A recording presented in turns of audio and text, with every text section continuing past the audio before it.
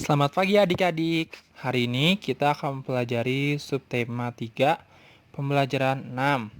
Tapi sebelum membahas pembelajaran 6, kita akan balik lagi ke pembelajaran 4. Di situ kita lihat halaman 163. Kita akan mendiskusikan tentang bagaimana kalian menyiapkan wirausaha. Jadi kita buka halaman 163 dulu ya.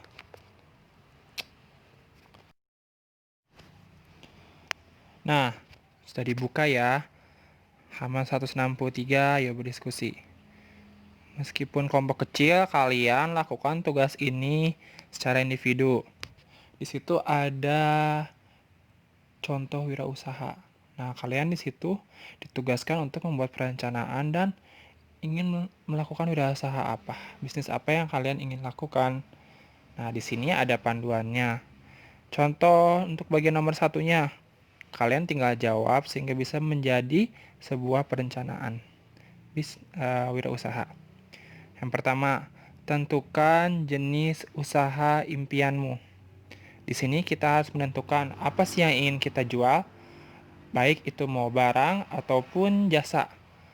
Untuk usaha yang menghasilkan barang, contohnya ada membuat mainan, membuat kerajinan, membuat alat-alat perkakas, dan sebagainya. Nah, selain sebuah barang, sebuah jasa pun dapat dijadikan usaha. Misalnya usaha potong rambut, usaha perawatan kaki, usaha make up untuk rias, jasa rias untuk pengantin, dan banyak lagi yang bisa kalian gunakan dari hobi kalian sendiri. Jadi itu bisa sebagai peluang ide kalian untuk usaha apa yang bisa kalian kembangkan. Nah, lalu untuk poin 2, tentukan target konsumen atau pembeli yang akan menggunakan produk. Adik-adik kalau bingung kata konsumen, konsumen itu adalah yang membelinya. Jadi, kita harus menentukan untuk siapa barang atau jasa kita ditargetkannya. Untuk anak kecil kah, untuk orang dewasa kah, dan apapun. Jadi kita bisa menargetkan pembeli kita siapa. Misalnya anak-anak atau remaja. Jika kita membuat mainan edukatif yang untuk sekitar umur 2 sampai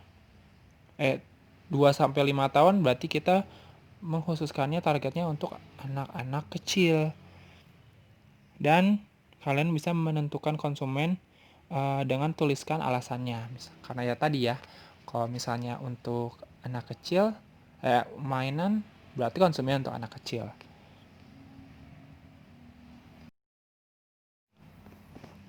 Nah, selanjutnya untuk poin atau pertanyaan nomor 3. Tentukan harga jual produk. Penting ya di sini kita untuk menentukan harga. Di sini kita jangan sampai mengalami kerugian atau kita tidak ada yang membeli barang kita karena misalnya karena harganya sama kita terlalu dipatok atau ditarif sangat mahal, tidak sesuai dengan seharusnya, pasti yang membeli pun kurang berminat. Lalu kita mematoknya terlalu murah hanya untuk menarik peminat karena murah ya. Jadi nanti jatuhnya kita akan rugi karena biaya modal yang kita gunakan untuk berjualan tidak sesuai dengan keuntungan yang akan kita berikan. Ya karena itu tujuan usaha itu kan kita untuk untung seperti dasarnya. Jadi kita harus bisa mempertimbangkan modal berapa yang bisa kita gunakan tapi memberikan kita untung. Kalau misalnya tidak memberikan untung berarti kita tidak berhasil. Dan jangan karena ingin untung kita memberi harga yang sangat mahal jauh dari kewajarannya. Itu sangat tidak baik untuk keberhasilan produk kita. Lalu untuk poin 4, tentukan tempat usaha. Nah, penting ya kita mau melakukan perdagangannya di mana. Kalau sekarang nih, stand, toko, warung, pabrik, dan lain-lain. Nah, kalian bisa beri alasannya, seperti kenapa jualannya di daerah sekolah, misalnya, karena saya ingin menjual mainan sehingga pasti banyak eh, anak yang datang lewat. Jualannya kita bisa di pakai stand, atau di warung, atau di toko.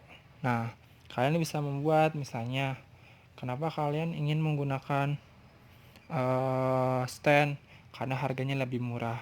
Kenapa ingin menggunakan toko? Karena tempatnya lebih bagus dan strategis. Itu tergantung kalian.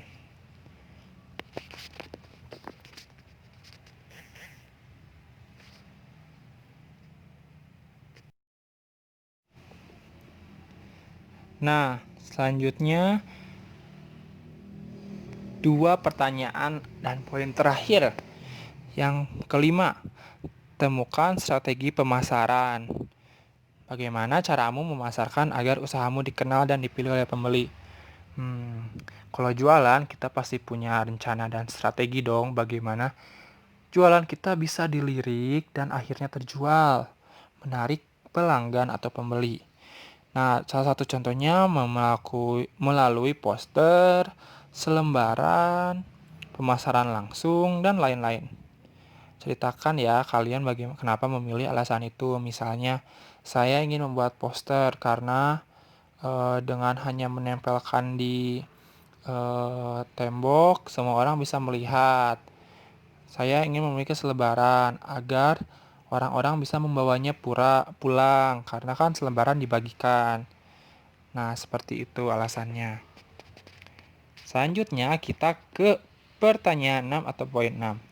Tentukan sikap yang harus diterapkan agar usaha yang dijalankan sukses.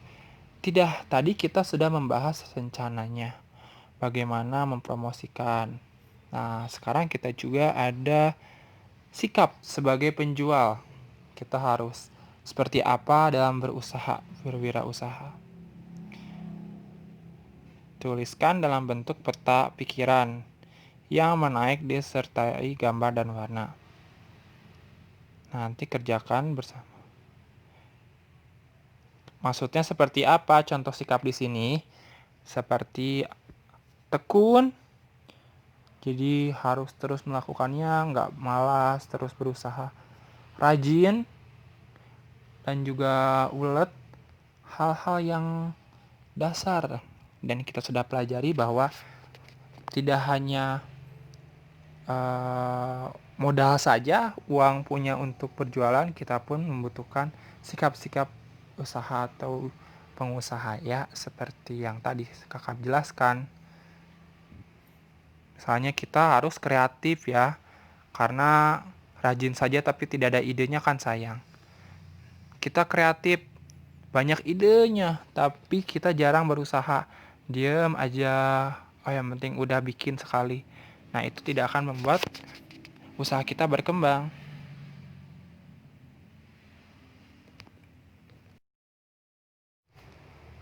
Adik-adik, tadi kita sudah mempelajari tentang bagaimana untuk mempersiapkan usaha. Nah, sekarang kita balik lagi untuk uh, halaman 183 tentang pembelajaran 6 ya. Di situ ada soalnya tentang formulir lagi. Masih menanyakan persamaan perbedaannya. Nah, ada lagi nih persamaan perbedaannya. Untuk persamaannya, keduanya harus diisi dengan data diri dan dicantumi tanda tangan. Ini wajib sekali karena sangat penting untuk data diri dan tanda tangan pada sebuah formulir ujian sekolah. Tapi perbedaannya, data formulir lembar jawaban hanya boleh ditulis menggunakan pensil 2B, sedangkan formulir biasa dapat ditulis menggunakan pulpen atau alat tulis. Untuk ujian sekolah yang soalnya seperti ini, yang baru itu harus menggunakan pensil 2B, tidak bisa dengan spidol atau dan lain-lain.